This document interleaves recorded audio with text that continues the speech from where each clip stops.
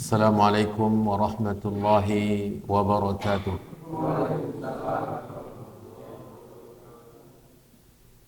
Alhamdulillahi rabbil alamin. Wassalatu wassalamu ala ashrafil anbiya wa sayyidil mursalin nabiyyina wa rasulina Muhammadin wa ala alihi wa ashabihi wa man tabi'ahum bi ihsanin ila yaumiddin. Allahumma la ilma lana illa ma 'allamtana wa 'allimna ma yanfa'una wa zidna ilma wa aslih lana sya'nana kullah wa la takilna ila anfusina tarfata 'ain. Amma ba'du. Bapak-bapak, saudara-saudara yang semoga senantiasa diberikan taufik dan petunjuk serta diberikan keridhaannya oleh Allah Subhanahu wa taala.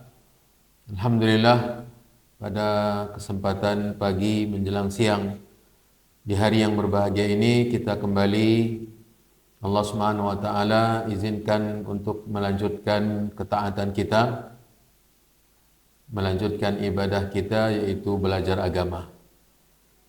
Semoga Allah Subhanahu wa taala ajari kita apa yang kita tidak ketahui dari ilmu agama, dan semoga yang kita telah pelajari menjadi berkah, memberikan manfaat dalam kehidupan kita, sehingga setiap ibadah yang kita kerjakan kita melakukannya dengan ilmu.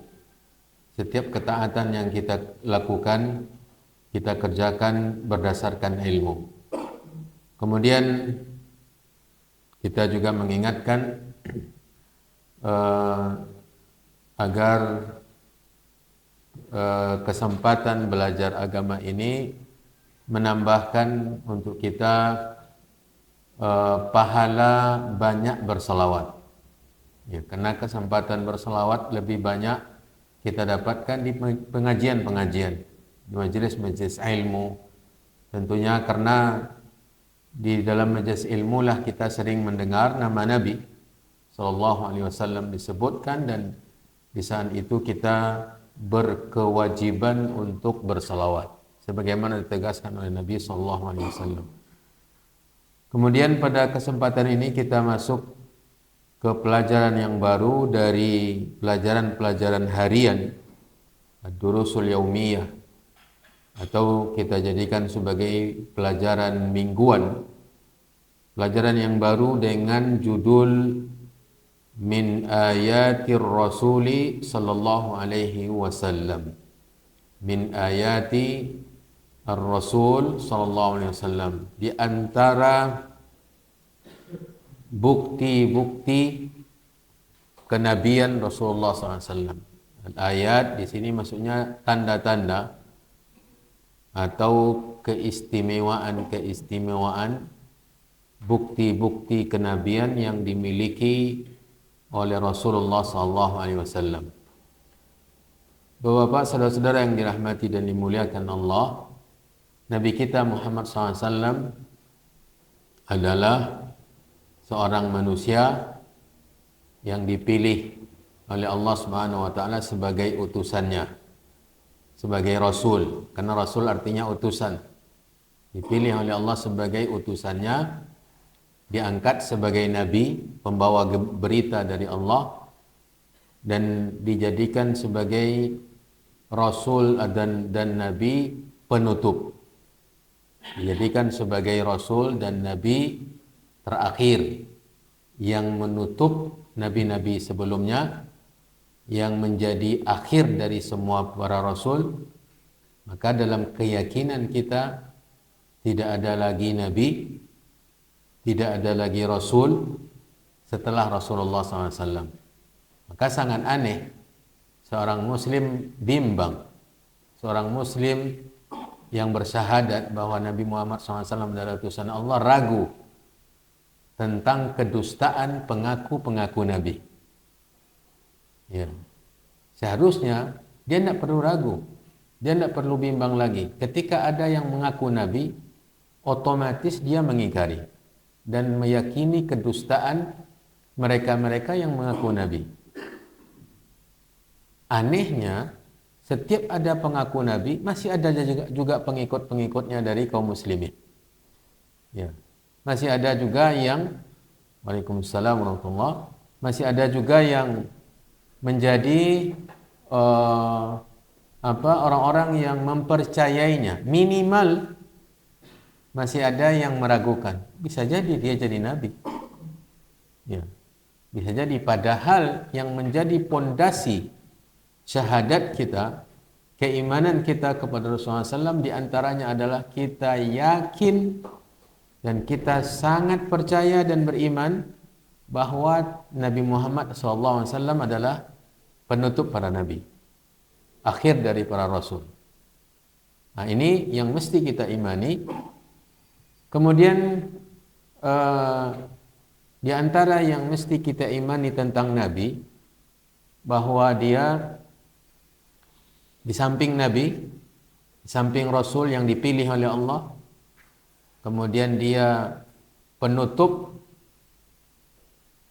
akhir dari para nabi dan rasul. Yang ketiga, bahwa risalahnya, pengutusan beliau ditujukan kepada seluruh manusia. Ini di antara keistimewaan Nabi Muhammad SAW, bahwa beliau diutus kepada seluruh manusia. Seluruh manusia yang hidup di zamannya dan seluruh manusia yang hidup sampai hari kiamat. Diutus Nabi kepada semua manusia sampai hari kiamat. Ini yang juga mesti diimani oleh seorang muslim, karena Nabi yang mengatakan bahwa dia diutus kepada semua manusia. Wa bu'istu ilan nasi kaffah. Saya diutus oleh Allah kepada semua manusia, ya, kepada seluruh manusia. Nabi Allah SWT berfirman, "Qul ya ayyuhan nasu inni rasulullahi ilaikum jami'a." Dalam Al-Quran, beliau SAW diperintah oleh Allah untuk menyampaikan, "Wahai manusia, sesungguhnya saya utusan Allah kepada kalian semua." Setiap ayat ini, selama ayat ini berada di muka bumi ini, maka ayat ini ditujukan kepada semua manusia yang masuk ke dalam khitab ini, kepada ayat ini. Wahai manusia, berarti yang namanya manusia, maka Nabi SAW diutus kepada mereka. Yang keempat yang juga mesti kita imani, bahwa Allah Subhanahu wa taala ketika memilih beliau sebagai rasul, memilih beliau sebagai nabi, Allah Subhanahu wa taala memberikan bukti-bukti kerasulan. Allah memberikan bukti-bukti kenabian, bukan hanya sebatas mengaku.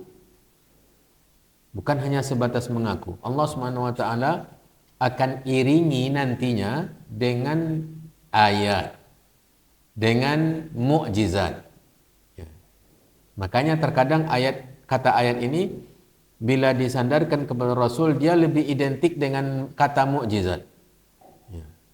Kata mukjizat. Mukjizat itu definisinya adalah sesuatu yang di luar kemampuan manusia, amrun khariqun lil adah. Perkara yang di luar kemampuan, yang tidak biasa, muncul pada Nabi sebagai, ini dia, tujuannya sebagai bukti kenabian. Sebagai bukti kenabian. Ini nanti yang akan kita pelajari di bawah tema ini. Allah munculkan pada Nabi itu perkara-perkara yang luar biasa, atau dalam tanda kutip kesaktian, ya, yang tidak mampu dilakukan normalnya manusia, sebagai penguat pengakuannya sebagai seorang nabi dan rasul, sebagai seorang nabi dan rasul. Banyak sekali, ya. Dan bahkan sebelum beliau dilahirkan sudah ada tanda-tandanya, dinamakan dengan ada istilahnya dalam ilmu sirah, dalam sirah Nabi, yaitu perkara-perkara yang luar biasa, kejadian-kejadian yang luar biasa yang mendahului kelahiran Nabi. Seperti di antaranya ya adalah penghancuran tentara bergajah. Ini di antara tanda-tandanya. Kemudian ibunya melihat sesuatu yang ajaib, sesuatu kejadian yang di luar nalar manusia terjadi ya. Mendahului kelahiran Nabi Muhammad SAW. Ketika lahir juga demikian. Ketika dilahirkan ada hal-hal yang terjadi, dan ini bukan pembahasan kita sekarang ini. Karena isi pembahasan kita yang diceritakan dalam bab ini adalah hal-hal yang terjadi yang dilakukan langsung oleh Nabi SAW. Dilakukan oleh Nabi SAW. Sebenarnya kalau yang dimaksud dengan mukjizat, mukjizat ini bukan hasil dari latihan. Ya, mukjizat seorang nabi, mukjizat seorang rasul bukan hasil dari bertapa, bukan hasil dari latihan-latihan yang cukup lama, tidak. Misalnya tongkat Nabi Musa itu berhasilnya tongkat itu jadi ular bukan karena proses berlatihnya Nabi Musa. Dilemparkan pertama kali, kemudian dibaca mantranya, awalnya hanya menjadi ular, tongkat itu hilang misalnya. Nah, kemudian proses lagi bertahun-tahun lamanya berubah jadi daun misalnya. Ujung-ujungnya nanti jadi ular, bukan. Nabi Musa SAW ketika memegang tongkatnya ini sudah lama dia pegang. Sudah lama dia pakai. Ya, sudah lama dia pakai untuk kebutuhan mengembala, kebutuhan untuk bertopang dengan tongkat tersebut dalam perjalanannya, karena ketika dia tiba di Bukit Sinai dalam perjalanannya kembali ke Mesir dari Madian, dia karena dalam kegelapan dia melihat ada api, kayak ada orang yang membakar, ada cahaya. Lalu ia meminta istrinya menunggu dan dia pergi ke cahaya tersebut. Ternyata disitulah dia menerima wahyu pertama kali dalam perjalanan pulang ke Mesir. Nah, disitulah pertama kali ia mendapatkan bahwa tongkatnya itu bisa jadi ular, tanpa memikirkan, tanpa usaha sebelum-sebelumnya. Ketika Allah menanyakan kepadanya, "Wa ma tilka biyaminika ya Musa?" Apa yang berada di tangan kananmu itu wahai Musa? Kata Allah ketika dia berada di bukit tersebut. Ya. Kata Nabi Musa, qala hiya asaya atawakka'u 'alaiha. Dia tongkat saya di mana saya bertopang kepadanya. Wa ahussu biha 'ala ghanami. Dan saya menghalau-halau kambing saya untuk mengembalakan. Jadi tongkat itu digunakannya untuk mengarahkan perjalanan kambingnya yang digembalakannya. Waliya fiha ma'aribu ukhra, dan banyak kegunaan-kegunaan yang lain yang saya gunakan tongkat ini. Kata Nabi Musa menjawab pertanyaan Allah. Kata Allah kepada Musa, qala alqiha ya Musa.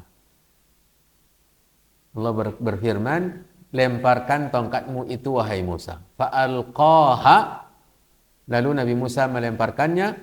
Fa'idha hiya hayyatun tas'a. Tiba-tiba tongkat yang awalnya kayu itu ketika tiba di tanah, dilemparkan oleh Nabi Musa, jatuh ke tanah, berubah jadi ular. Ya, berubah jadi ular. Nabi Musa sebelumnya tidak pernah membayangkan. Makanya ketika dia berubah jadi ular, dia lari. Ya, Nabi Musa lari. Ular namanya, ular besar. Maka Nabi Musa lari. Nah, ini menunjukkan bahwa mukjizat itu bukan hasil pelatihan. Sebagaimana orang yang mengaku Nabi sekarang ini, dia belajar dulu. Dia berlatih, dia belajar ilmu sihir untuk mendapatkan kesaktian ini sehingga dia mampu mengaku jadi Nabi atau menjadi wali. Ya. Waalaikumsalam warahmatullahi. Orang yang mengaku wali Allah dengan tanda-tanda kesaktian tadi. Ini kesaktian setelah dia berlatih. Maka perlu kita catat baik-baik bahwa mukjizat seorang nabi itu diberi oleh Allah, bukan mereka berlatih.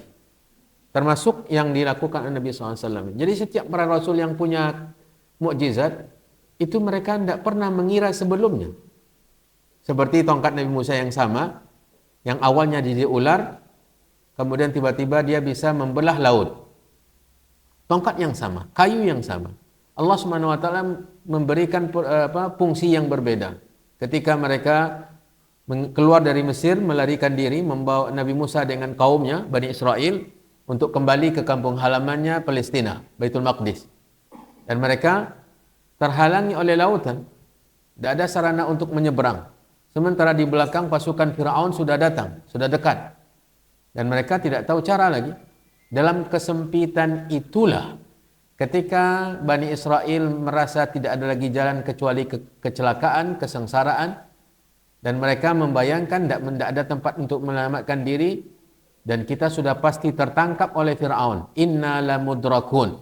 Falamma tara al-jam'ani qala ashabu Musa inna lamudrakun. Ketika Firaun dengan bala tentaranya sudah melihat Bani Israel dari kejauhan, dan Bani Israel sama melihat Firaun dengan bala tentaranya, pengikut Nabi Musa mengatakan, sudah berakhirlah kita. Tidak ada tempat lari lagi. Di hadapan mereka laut, di belakang mereka tentara Firaun yang besar. Kemana mau lari? Kemana mau menyelamatkan diri?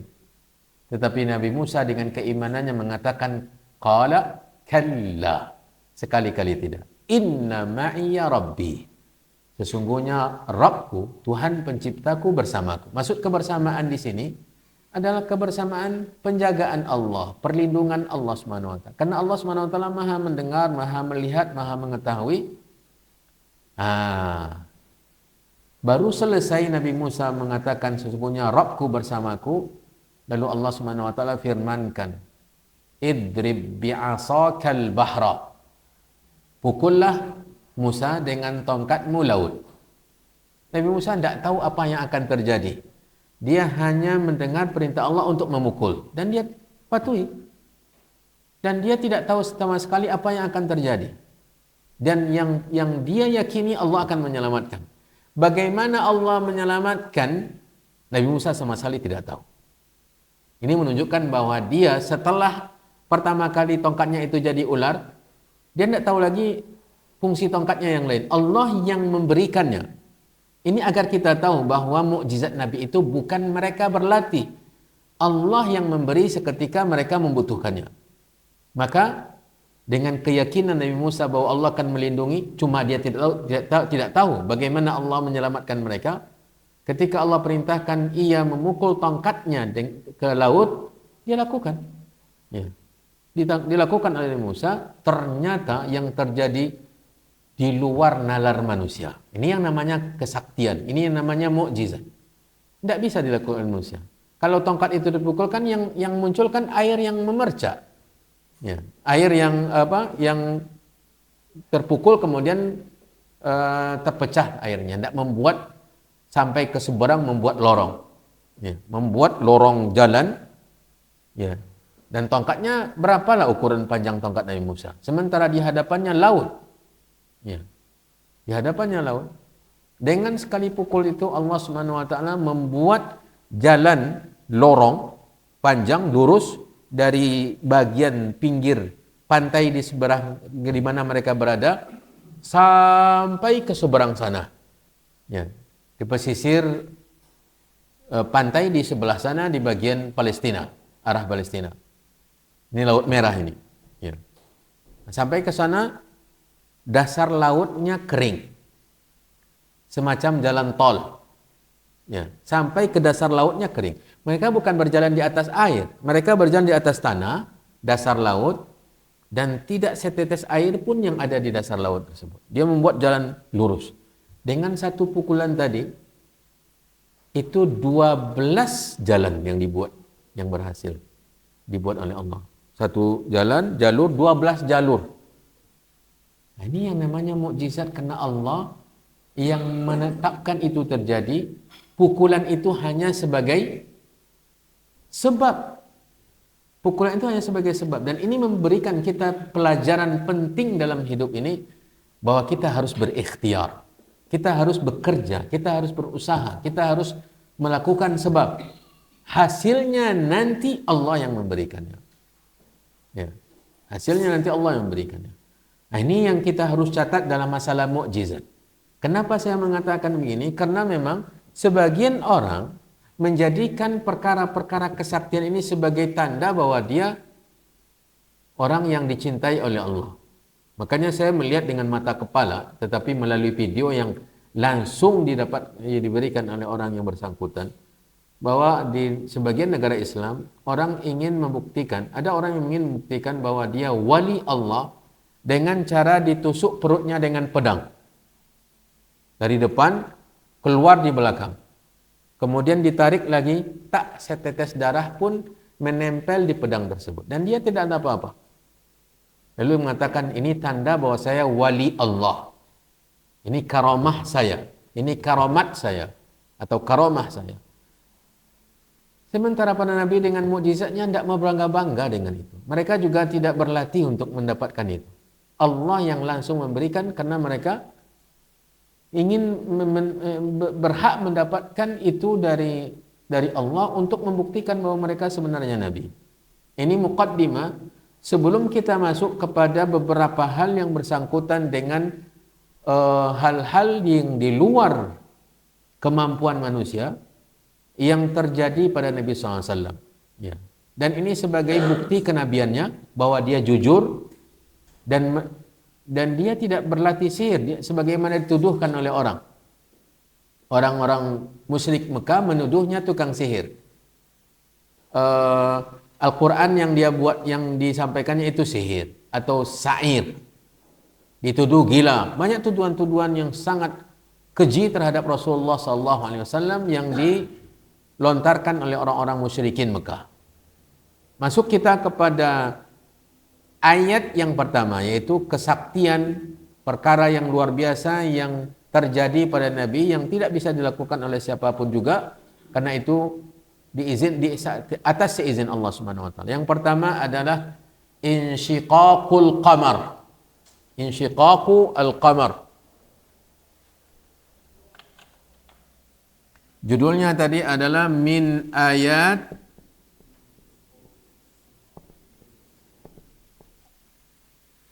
Ar-Rasul sallallahu alaihi wasallam.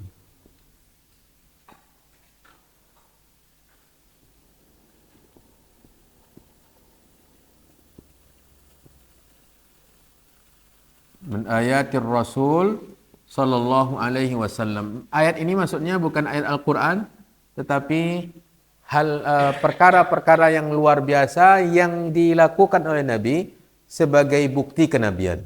Yang pertama tadi di sini ya. Yang pertama dituliskan di situ insyiqaqu al-qamar. Terbelah bulan. Waalaikumsalam. Terbelah bulan, insyiqaq al-qamar.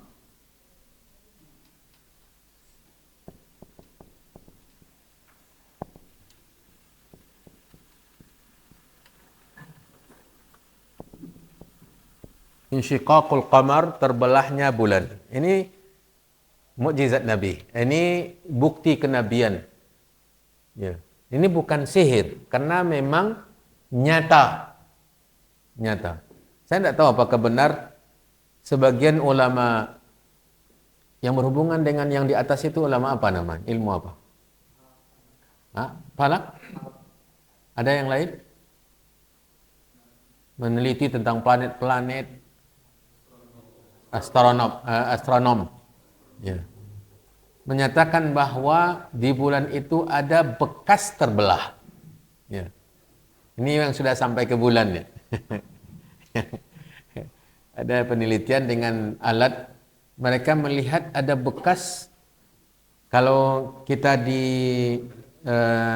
misalnya ada penjahitan di badan kita, dioperasi, dibelah, kemudian ada jahitannya, kan ada bekas jahitan. Seperti itu yang terjadi pada bulan ini, hanya sekedar maklumat yang kita tidak tahu kepastiannya, tetapi kita sangat yakin, walau tanpa ada berita dari itu, kita sangat yakin bahwa bulan dibelah oleh Allah. Kejadiannya di zaman Nabi SAW. Yang pertama yang memberitakan bahwa bulan itu terbelah, Allah. Ya, apakah kita tidak percaya tentang berita yang disampaikan oleh Allah Subhanahu wa taala yang mencipta alam semesta ini, yang mencipta langit, bumi, matahari, bulan, bintang, gunung, lautan, dan sekian banyak manusia, semua yang ada di langit, semua yang ada di bumi dengan bermacam-macam jenis makhluk yang menciptakan Allah Subhanahu wa taala. Dia yang mengabarkan bahwa bulan itu telah terbelah. Di surat Al-Qamar ayat 1, maka dinamakan dengan surat Al-Qamar karena ini berita terpenting di dalam surat ini, maka diambil namanya dengan Al-Qamar, surat bulan. Al-Qamar artinya bulan. Kata Allah di ayat pertama di surat Al-Qamar, iqtarabatis sa'atu wansyaqqal qamar. Iqtarabatis sa'atu wansyaqqal qamar. Telah dekat hari kiamat. Iktarabat telah dekat. Ya. As-sa'ah hari kiamat. Jadi Allah mengabarkan kepada kita bahwa kiamat itu sudah dekat. Ya. Dan bukan hanya dengan berita ini. Banyak sekali dalam Al-Quran menjelaskan tentang kiamat sudah dekat. Tetapi di sini Allah mengabarkan lagi telah dekat hari kiamat dan wansyaqqal qamar dan telah terbelah bulan. Ya. Insyaqqa terbelah. Al-qamar bulan. Ya. Ini berita dari Allah bahwa terbelahnya bulan sebagai tanda dekatnya hari kiamat. Terbelahnya bulan sebagai tanda dekatnya hari kiamat. Ya, telah terbelahnya bulan sebagai tanda dekatnya hari kiamat. Karena konteksnya itu Allah menatakan pertama kali bahwa hari kiamat sudah dekat. Tanda dekatnya hari kiamat itu apa? Bulan telah terbelah. Nah, ini dalil dari Al-Quran yang mengabarkan bahwa bulan terbelah. Kalau kita lihat sekarang tidak nampak. Ya. Tapi itu terjadi, nyata terjadi. Kapan terjadinya? Di zaman Nabi. Terjadinya di zaman Nabi SAW. Berdasarkan hadis, ini dalil yang kedua, bahwa insyiqaqul qamar merupakan mukjizat Nabi, tanda atau bukti bahwa Nabi Muhammad SAW adalah Rasul, adalah utusan Allah, di mana di masanya dia menyebabkan terbelahnya bulan. Dia yang memberikan isyarat terbelahnya bulan. Hadis Abdullah bin Mas'ud radhiyallahu anhu qala insyaqqal qamar. Kata Abdullah bin Mas'ud menceritakan insyaqqal qamar ala ahdi Rasulillah sallallahu alaihi wasallam bi shiqqaini. Kata Abdullah bin Mas'ud, telah terbelah bulan di masa Nabi. Maksudnya di masa Nabi masih hidup. Ya. Di masa Nabi SAW terbelahnya dua. Kan kalau terbelah itu biasanya memang terbelah dua. Kalau sudah lebih, apa arti bahasa kitanya? Terbelah-belah. Ya, terbelah dua. Kalau insyaqqa bisyiqqaini, jadi terbelahnya dua belah. Dibagi dua. Ya. Faqala Rasulullah SAW, kata Abdullah bin Mas'ud, maka ketika terjadi bulan ini terbelah, Nabi SAW mengatakan ishhadu. Ishhadu, saksikanlah. Disuruh oleh Nabi semua untuk menyaksikan dan semua melihat. Semua melihat. Semua melihat. Yang berada di sekitar Nabi yang berada di dekat Nabi, yang berada di tempat-tempat yang lain di kota Mekah. Ya, ini di antara bukti bahwa itu bukan sihir. Karena biasanya ilmu sihir ini hanya memberi pengaruh kepada orang-orang di sekitar. Orang-orang yang di tempat yang lain tidak akan terpengaruh. Nah, ini tidak. Yang berada di Mekah semuanya melihat. Yang berada di dekat Nabi melihat, yang berada di Mekah melihat. Bahkan, ini yang lebih luar biasa. Bahkan orang Mekah yang dalam perjalanan ke Mekah dari luar. Orang luar yang menempuh perjalanan menuju Mekah, ketika sampai di Mekah ditanya, mereka juga menyaksikannya. Ini menjadi bukti bahwa bulan itu benar-benar terbelah. Kalau ini pun tidak ada, ya, tidak ada persaksian dari mereka. Cuma kita dapatkan bahwa yang memberitakannya Allah, tidak mungkin kita ragu. Kalau kita tidak dapatkan dalil tentang cerita Abdullah bin Mas'ud ini dan yang lain-lainnya, cuma kita dapatkan ayat di surah Al-Qamar itu ayat 1 bahwa Allah mengabarkan bulan telah terbelah, kita tidak mungkin tidak percaya karena Allah yang memberitakannya.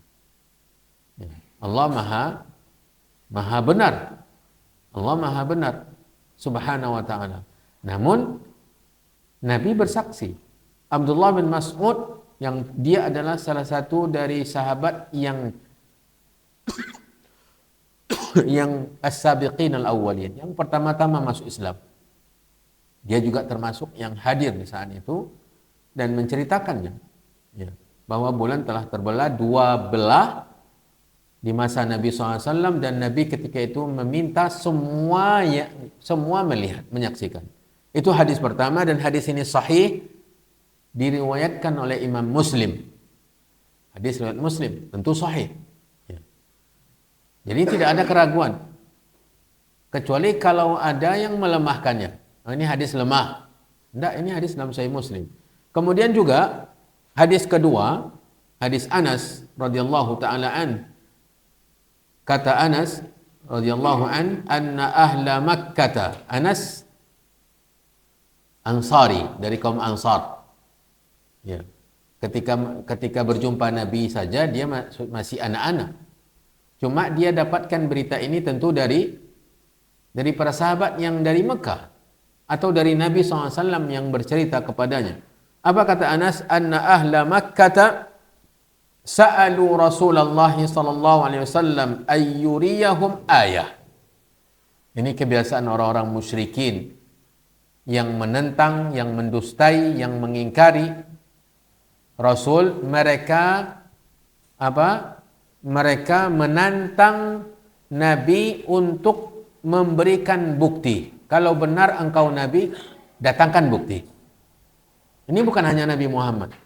Semua Rasul, di mana Rasul ini diutus oleh Allah kepada orang-orang yang berbuat syirik, itu setiap mereka datang, umatnya, kaumnya akan menantang dia untuk membawa atau mendatangkan bukti. Kalau memang benar, jujur engkau, datangkan buktinya. Ya, di antaranya adalah mendatangkan bukti ancaman. Kalau memang kami ini berada di pihak yang salah, maka buktikan ancamanmu, datangkan siksa secepatnya. Ya. Nah, kemudian bukti-bukti yang lain. Maka Rasulullah SAW ketika ditantang oleh orang Mekah untuk menyampaikan kepada mereka tanda kenabian atau bukti kenabian, fa'arahum insyiqaqal qamari marratain. Nabi SAW memperlihatkan kepada mereka terbelahnya bulan 2 kali. Ya. Kalau tadi hadis Ibnu Mas'ud menunjukkan bahwa terjadinya 1 kali. Tapi dalam hadis Anas ini kejadiannya 2 kali. Terbelahnya bulan itu berapa kali? 2 kali. Marratain. Terbelah diperlihatkan oleh Allah, oleh Nabi SAW, tanda bahwa dia Nabi dengan membelah bulan, dan kejadiannya 2 kali. Dan hadisnya juga sahih, diriwayatkan oleh Imam Muslim. Ini dalil tentang mukjizat Nabi yang pertama dalam pembahasan kita, yaitu membelah bulan. Dalilnya apa? Al-Quran, Al-Qamar, ayat 1. Ya. Kemudian hadis riwayat Muslim, 2 pula, satu dari siapa tadi?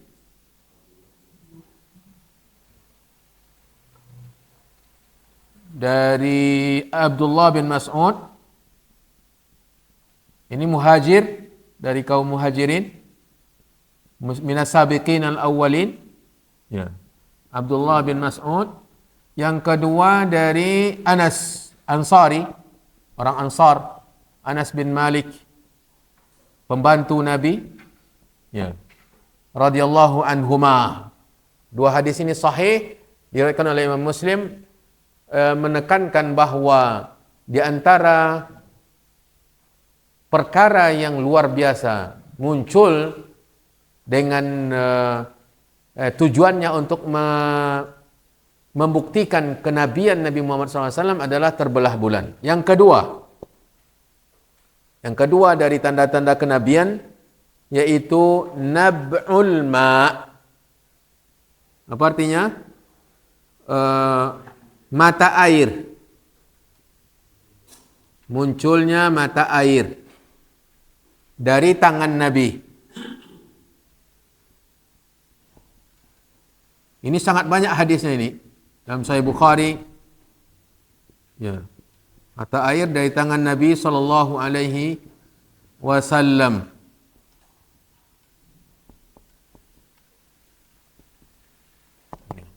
Mata air dari tangan Nabi, maksudnya memancar dari tangan Nabi. Dari celah-celah jari jemarinya keluar air. Persis mata air. Ya. Ini luar biasa. Dan ini bukan dongeng ya, tetapi ini nyata berdasarkan hadis-hadis yang sahih. Yang pertama dari hadis Jabir bin Abdullah, diriwayatkan oleh Imam Bukhari. Tentang mengalirnya air ini kejadiannya bukan 1-2 kali, sering kali. Memperbanyak makanan, memperbanyak air. Ini dalam Sahih Bukhari disebutkan berkali-kali ya. Kejadian yang berbeda-beda, kasus yang tidak sama. Tidak sama kasusnya. Kalau kasus sama diulang-ulang tentu mungkin ada dugaan ini pengelabuan atau pembohongan publik. Ya. Tetapi ini kasusnya tidak sama. Kasus kejadiannya juga tidak sama. Ya, di antara kejadian ini adalah hadis Jabir bin Abdullah radhiyallahu anhu. Jabir bin Abdullah Ansar. Jabir bin Abdullah Ansari dari Madinah. Ya. Qal atashan nasu yaumal Hudaybiyah. Di hari Hudaybiyah. Hudaybiyah ini tempat di Mekah. Hudaybiyah, tempat di luar Mekah, namanya Hudaybiyah. Kalau di sini Minas, Minas. Minas ini ya. Atau apa? Muara Fajar. Kalau ya Hudaybiyah seperti itulah kira-kira. Ya. Di luar kota Mekah dan namanya Hudaybiyah. Ini kejadiannya kemungkinan besar adalah dalam perjalanan umrah di tahun ke-6 Hijriah. Ya. Nabi SAW datang dari Madinah. Ya. Ini kejadiannya ketika umrah. Datang dari Madinah tahun ke-6 Hijriah untuk umrah. Sementara di Mekah ketika itu masih orang-orang musyrikin. Ya. Masih orang musyrikin. Jadi tahun ke-6 berarti Nabi setelah hijrah sudah hampir 6 tahun tidak ke Mekah. Nah, dan karena mimpi dia umrah, maka para sahabat mendesaknya untuk berangkat segera. Maka berangkatlah beliau dan ternyata tidak diizinkan masuk oleh orang-orang musyrikin, orang-orang musyrik Mekah. Nah, ini kejadiannya. Para sahabat kehausan. Persediaan air sudah habis kecuali sedikit sekali seperti dijelaskan di sini. Wan nabiyyu sallallahu alaihi wasallam baina yadayhi rakwatun ay ina'un saghir. Ketika mereka kehabisan bekal air minum, sementara di hadapan Nabi ada bejana. Bejana kecil, baskom kecil. Ya, baskom kecil. Ya. Rakwah ini diartikan di sini ai inaun saghir, yaitu bejana kecil. Fatawadda'ah. Maka Nabi SAW pun berwuduk dengan air yang sedikit tadi. Orang kehausan, kehabisan perbekalan air, dan ada sedikit tersisa untuk Nabi SAW airnya, dan dia gunakan untuk berwuduk. Air yang tersisa sedikit tadi yang diperlukan oleh Nabi untuk berwuduk. Fajahasan nasu nahwahu. Di saat Nabi hendak berwuduk dengan air yang sedikit di hadapannya itu, di dalam, bukan baskom lah, apa namanya kalau yang lebih kecil itu? Mangkok ya. Kalau baskom ini terkesan besar ya. Bejana pokoknya kecil tempatnya, airnya juga sedikit. Yang diperlukan oleh Nabi hanya untuk berwuduk.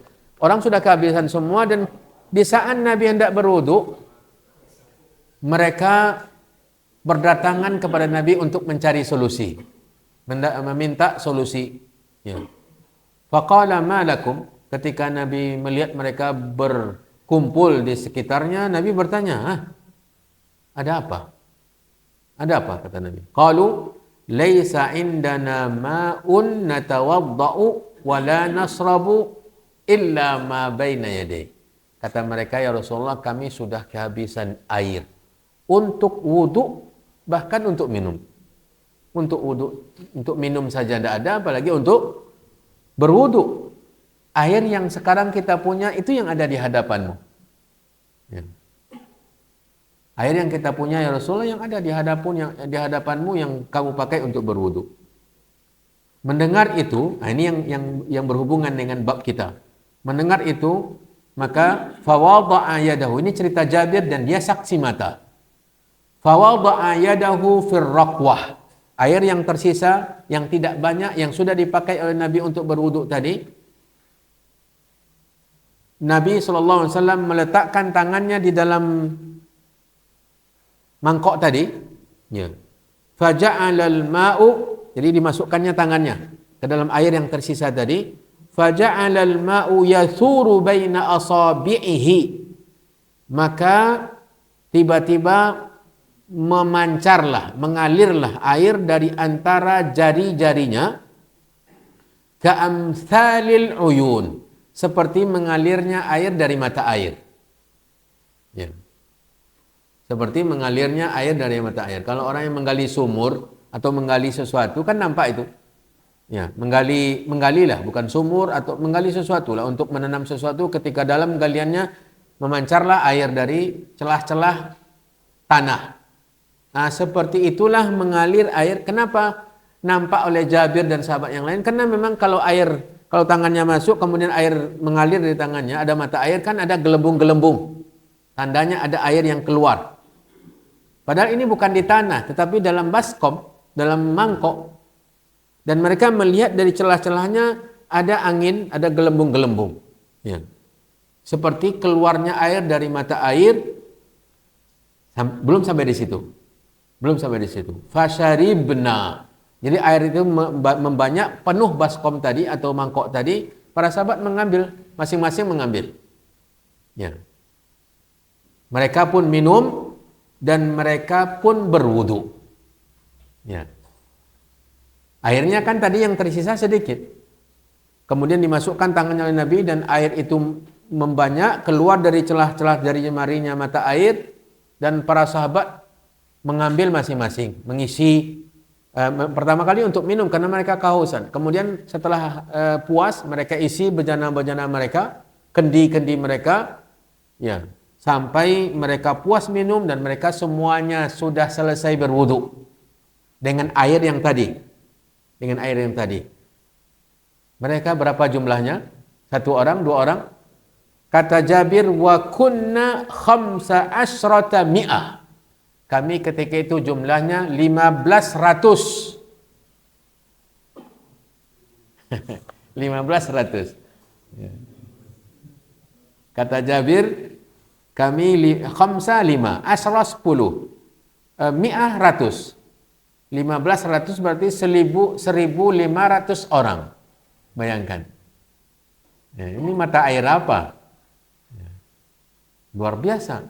Memancar dari jari jemari Nabi SAW, di celah-celah jarinya itu, mata air, seakan-akan mata air, dan air itu membanyak. Semua orang mengambil bagian masing-masing, mereka minum, mereka berwudu, dan bahkan dalam riwayat lain, wadah-wadah atau kendi-kendi yang mereka bawa, mereka isi penuh semuanya.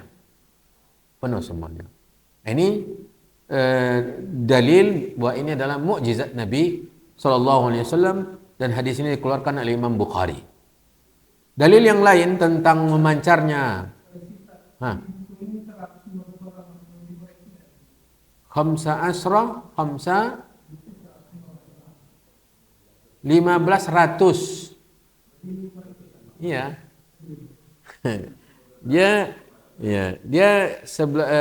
Khamsa asra itu 15.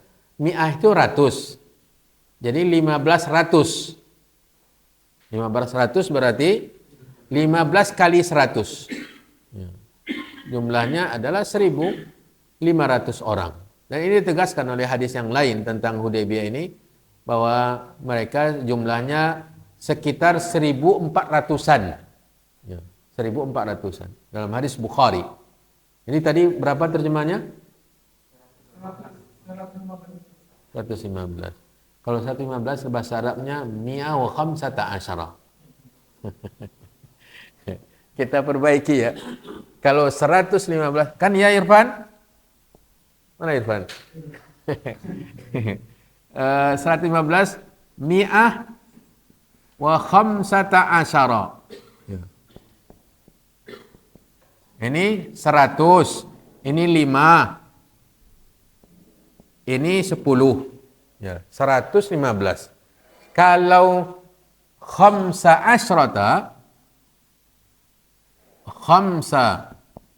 asyrata mi'ah, 5 10 ratus. Ya, mi'ah. 5 10 ratus arti 1500. 1500 1500. Ya. Berarti terjemahannya tadi keliru.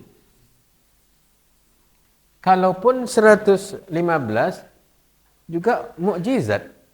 Ya, mukjizat. Kalaupun memang ya kita terima 115 untuk mata air yang sedikit tadi, atau untuk tangan yang dimasukkan ke mangkok tadi, ini juga mukjizat.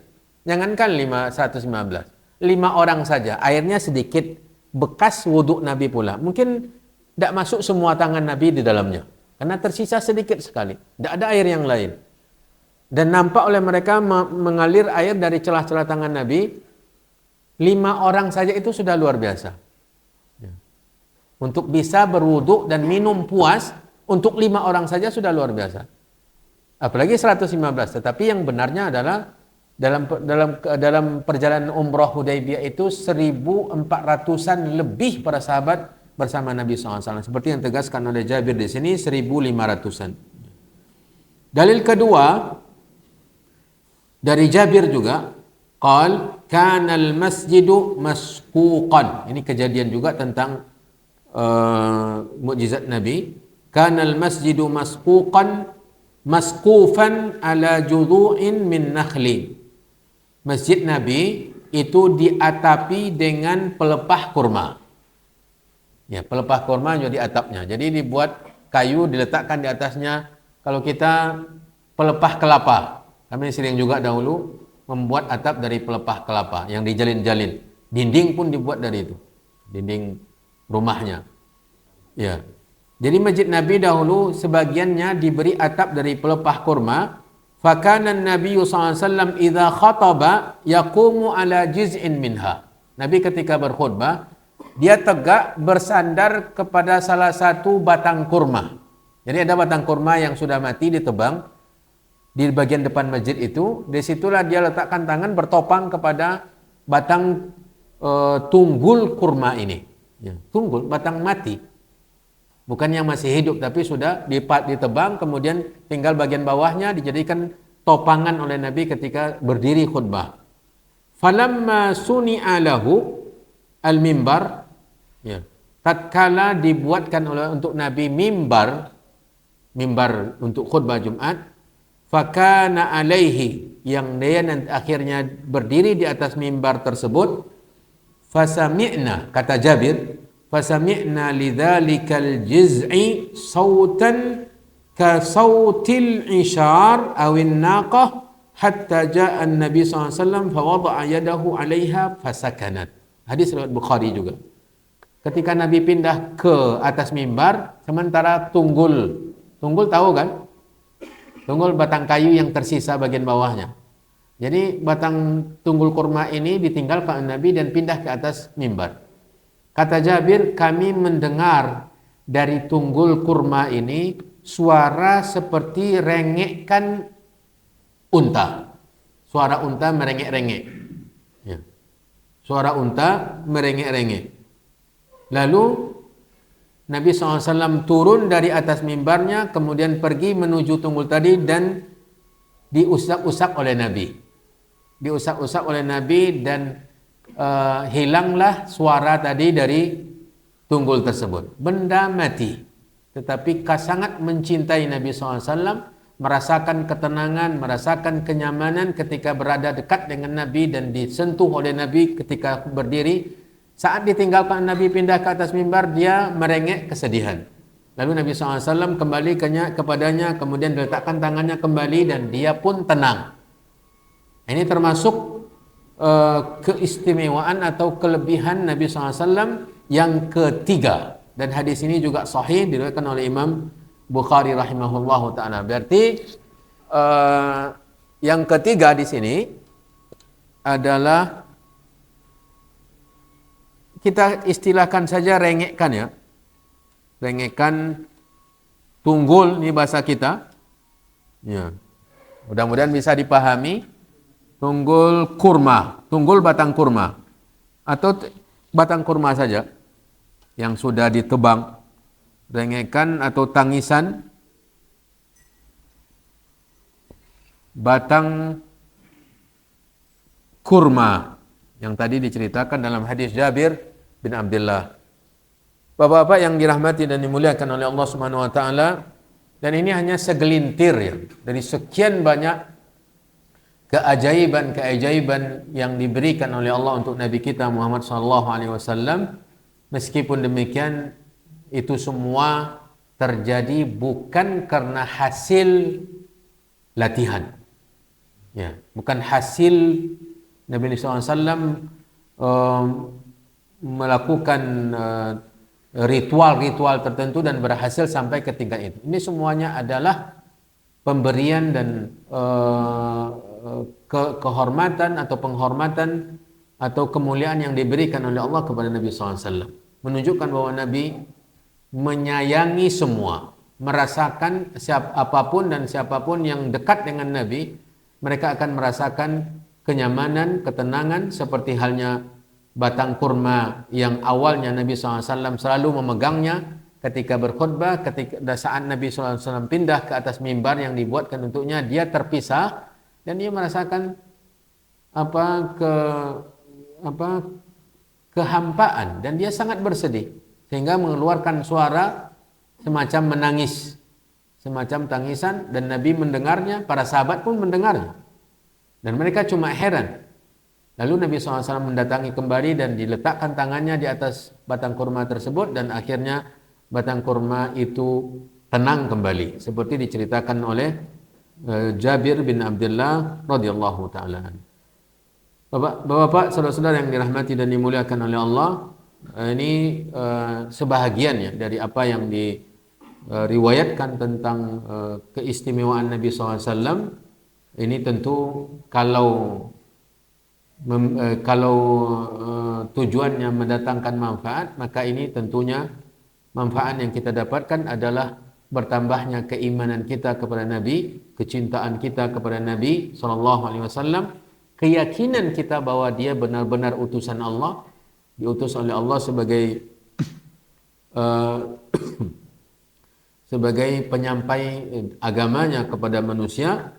Dan seperti yang dijelaskan di sini, menambah iman orang-orang yang melihatnya, menambah iman orang-orang yang mendengarnya.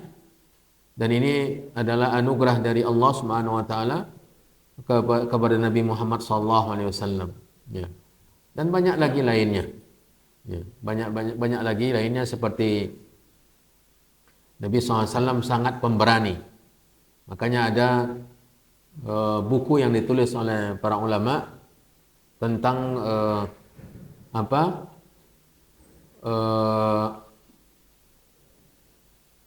keadaan Nabi SAW secara rupa dan akhlaknya, syama'il Nabi SAW, hal-hal yang berhubungan dengan Nabi, dan kitab karangan Nasa'i rahimahullah atau Tirmidzi, saya ragu, dan sudah diterjemahkan. Di antaranya bahwa Nabi SAW adalah orang atau manusia yang sangat pemberani, ya, yang sangat pemberani. Diceritakan dalam hadis diriwayatkan oleh Imam Bukhari, di suatu malam yang gelap terdengar suara yang menggemparkan di Madinah. Semua orang cemas, maka mereka dengan penuh kaget mengambil senjata, kemudian berkumpul di sebuah tempat terbuka. Lalu setelah semuanya berkumpul, mereka pun bersama-sama menuju sumber suara. Ketika mereka dalam perjalanan menuju sumber suara, tiba-tiba mereka berpapasan dengan Nabi, berhadapan dengan Nabi. Lalu Nabi SAW mengatakan, lan tura'u, tidak ada yang perlu kalian khawatirkan, baliklah kembali. Mereka para sahabat yang kita tahu mereka pemberani, pejuang yang luar biasa keberaniannya, tapi tidak sebanding dengan keberanian Nabi SAW. Mereka memerlukan untuk berkumpul dahulu bersama-sama mencari sumber suara. Sementara Nabi SAW sebelum mereka sendiri mengejar dan mencari sumber suara, ternyata tidak ada yang perlu dikhawatirkan. Ini diantara dalil para ulama tentang keberanian Nabi SAW, dan sekali lagi keajaiban, keistimewaan, hal-hal yang di luar kemampuan manusia yang diberikan oleh Allah kepada Nabi SAW sangatlah banyak. Dan ini diantaranya terbelahnya bulan, mata air yang keluar dari tangan Nabi SAW, rengekan atau tangisan batang kurma.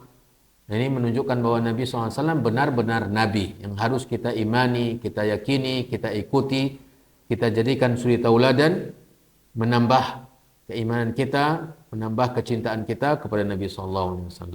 Inilah pelajaran kita untuk pagi hari ini, Bapak-bapak, saudara-saudara yang dirahmati dan dimuliakan oleh Allah Subhanahu wa taala, dan kita sediakan kesempatan untuk tanya jawab. Waalaikumsalam. Apakah peristiwa Isra dan Mi'rajnya Rasulullah SAW itu termasuk bagian dari mukjizat beliau, Ustaz? Peristiwa apa? Isra Mi'raj. Oh iya. Peristiwa Isra Mi'raj ini mukjizat yang luar biasa. Termasuk dari mukjizat Nabi SAW yang sangat luar biasa. Ya. Dan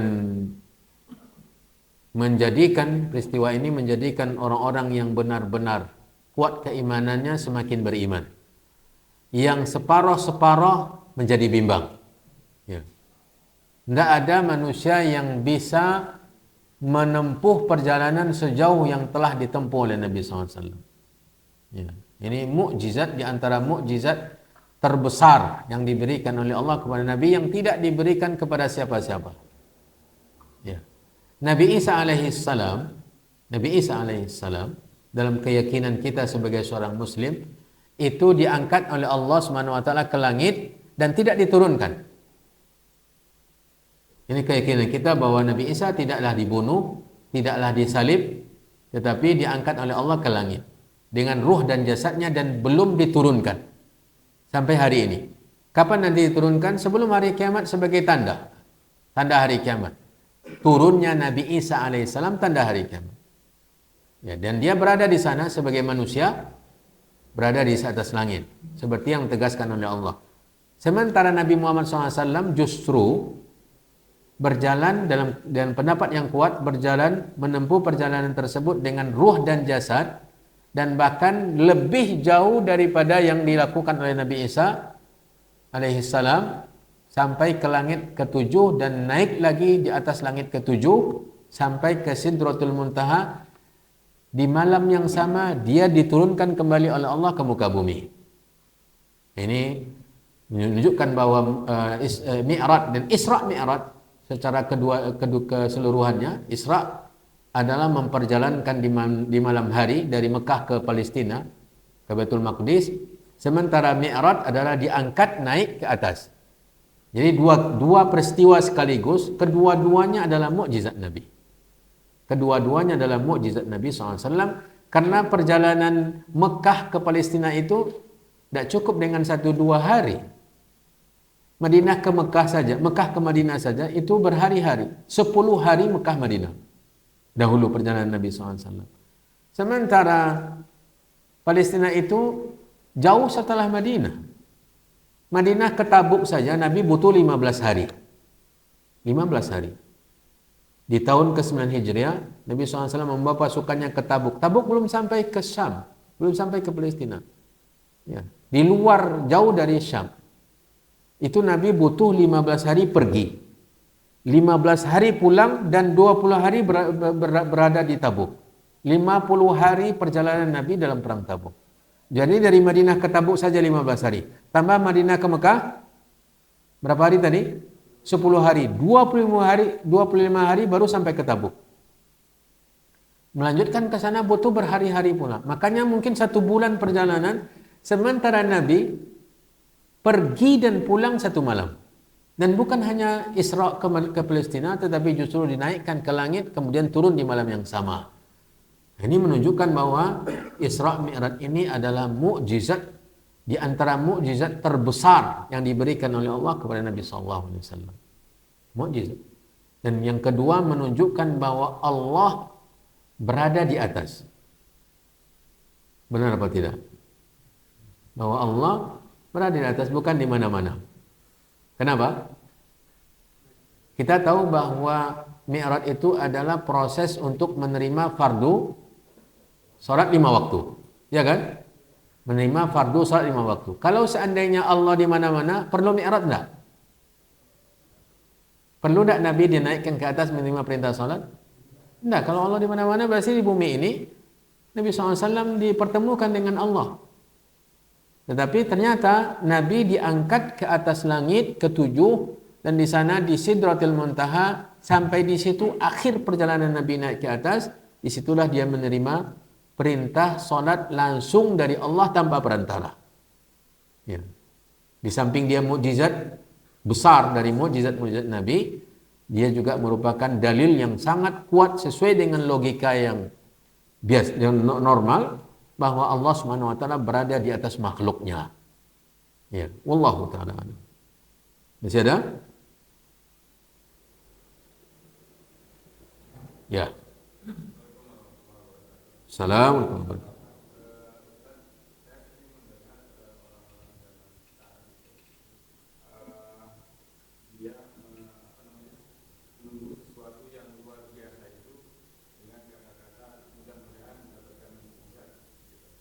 Oh.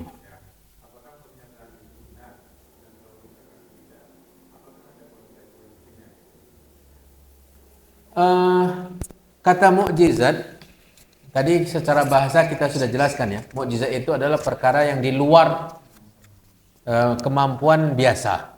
Itu mukjizat. Dan ungkapan tadi mudah-mudahan terjadi mukjizat ini sebenarnya doa. Ya, mudah-mudahan terjadi mukjizat itu sesuatu yang di luar ekspektasi kita, yang di luar usaha yang kita lakukan. Ya, itu saya rasa ini adalah perkataan biasa yang kandungannya adalah doa, dan yang dimaksud dengan mukjizat bukan mukjizat para nabi, tetapi sesuatu yang kita inginkan, yang di luar kemampuan kita. Karena kalau diukur kemampuan kita tidak terjadi. Diukur kemampuan kita sebagai manusia tidak akan mungkin capai. Tapi Allah Subhanahu wa taala Maha Kuasa. Allah Maha Kuasa memberikan sesuatu di luar kemampuan manusia. Seperti misalnya Allah selamatkan seseorang sementara dia sebenarnya tidak memiliki sarana keselamatan. Allah selamatkan, ini yang namanya mukjizat. Maka kata-kata tadi wallahu taala alam, ini perkataan yang tidak menyalahi, ya. Di samping itu adalah bermakna doa, berharap kepada Allah untuk memberikan keajaiban untuk memberikan sesuatu di luar kemampuan manusia, seperti misalnya dalam masalah berobat. Ya, dalam masalah berobat dan dia sudah kecil harapan untuk sembuh dan muncullah kata-kata tadi, mudah-mudahan terjadi mukjizat. Usaha sudah dilakukan dan harapan diangkat ke Allah SWT dengan kadang-kadang diungkapkan dengan kata semoga terjadi mukjizat. Artinya di luar ikhtiar dan usaha manusia. Dan ini perkataan yang tidak mengapa, tetapi kalau dipindahkan atau ditukar dengan perkataan yang lain lagi, semoga Allah berikan yang terbaik. Ini mungkin lebih utama, wallahu a'lam. Ya. Masih ada?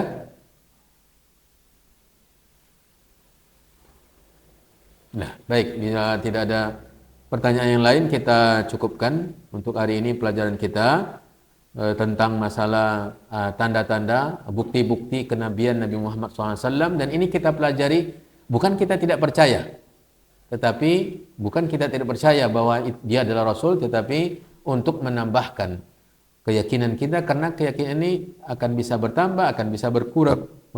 Akan bisa berkurang, maka dengan cara ini akan menambahkan keyakinan kita, keimanan kita kepada Nabi SAW, dan juga semakin menambah kecintaan kita kepada beliau sallallahu alaihi wasallam. Mudah-mudahan bermanfaat untuk kita semua. Wallahu a'lam wa sallallahu wasallam wa baraka wa an'am ala nabiyyina wa rasulina Muhammadin wa ala alihi wa ashabihi wa man tabi'ahum bi ihsanin ila yaumiddin. Wa akhiru da'wana alhamdulillahi rabbil alamin. Subhanakallahumma wa bihamdika asyhadu an la ilaha illa anta astaghfiruka wa atubu ilaik. Wassalamualaikum warahmatullahi wabarakatuh.